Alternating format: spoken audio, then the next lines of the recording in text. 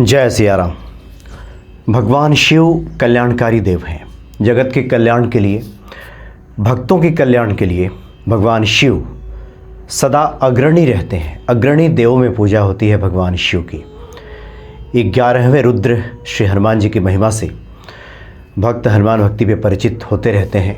भगवान शिव को लेकर भी तमाम जिज्ञासाएं सामने आती हैं।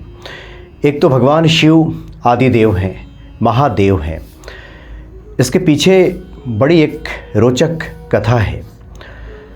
भगवान शिव को ईश्वर ये कहा गया है, तो जहाँ कहीं भी ईश शब्द का प्रयोग किया गया है वो भगवान शिव से ही संबंधित है। वो महादेव कैसे हैं, आदिदेव कैसे हैं, इसको लेकर जो रोचक कथा है वो ये है कि जब भगवान शिव का विवाह हो रहा था माता पार्वती के साथ, तो वैदिक परंपरा के तहत वर का नाम जब पूछा गया कि वर का नाम क्या है, तो भगवान शिव ने जो कहा अपने मुख से वो कहा शिव। जब वर का नाम पूछा गया पाणी ग्रहण के समय कि वर का नाम, तो भगवान शिव ने शिव कहा।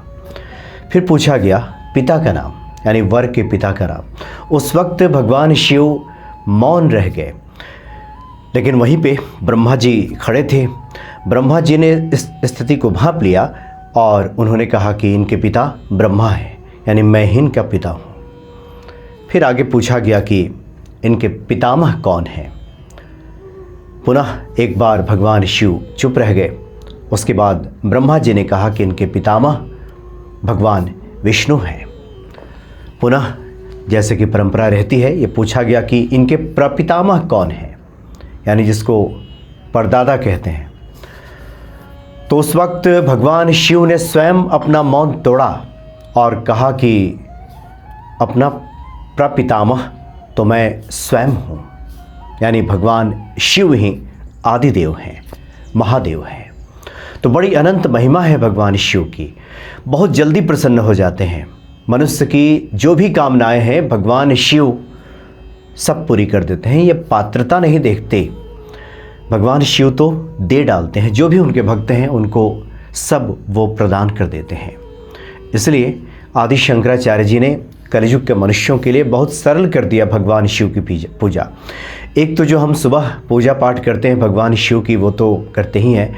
हर क्षण हमारा शिवमय कैसे रहे, इसके लिए मानस पूजा की बातें आदि शंकराचार्य जी ने की।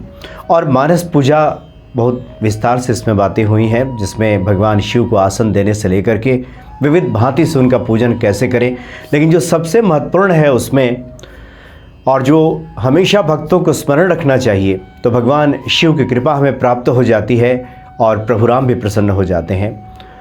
वो ये है कि आदि शंकराचार्य जी भगवान शिव से कहते हैं कि जब हम शिवमय हो जाते हैं, हर क्षण हमारे ध्यान में जब भगवान शिव रहते हैं, तो वो कहते हैं कि हे भगवान शिव, आप तो मेरी आत्मा है।